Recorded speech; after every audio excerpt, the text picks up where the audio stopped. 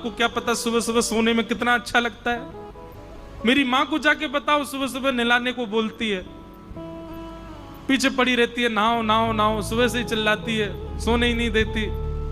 आज मैंने भी शर्त रखी, मैं तभी नहाऊंगा जब आप मेरे साथ नहाने चलोगे, दोनों नहाएंगे साथ में।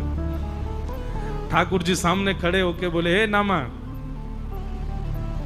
मैं यदि तेरे साथ चला गया तो फिर अभी मंगला आरती होगी, तुझे क्या लगता मैं नहीं नहाता? सुबह सुबह तू तो जल से नहाता, यहां तो मुझे दही दूध घी सबसे नहवाते हैं। यहां कौन नहाएगा? फिर यहां कौन बैठेगा?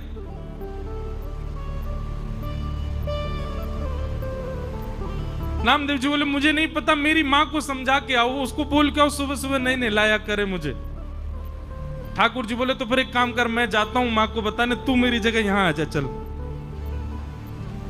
तो नामदेव जी ठाकुर जी की तरह खड़े हो गए और ठाकुर जी उनकी मैया को बताने जा रहे हैं कि नामों को सुबह मत नहलाया करो। घर गए, वहां जाकर के जैसे ही नामदेव जी की मैया से मिले, मैया बोली, ओहो पर ब्रह्म परमात्मा दंडवत। पहले तो प्रणाम ही करती रही, विश्वास ही नहीं हुआ।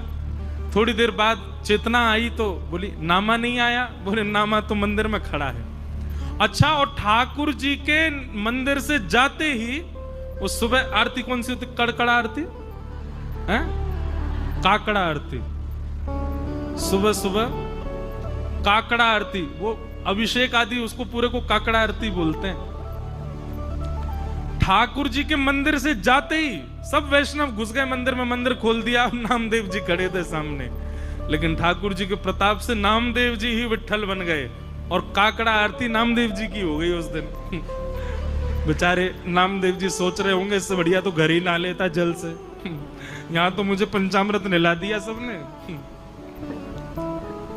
अब ठाकुर जी 3 दिन तक योजना बनाते रहे, मैं कैसे घुसूं मंदिर में, क्यों इतने वैष्णव, और 3 दिन तक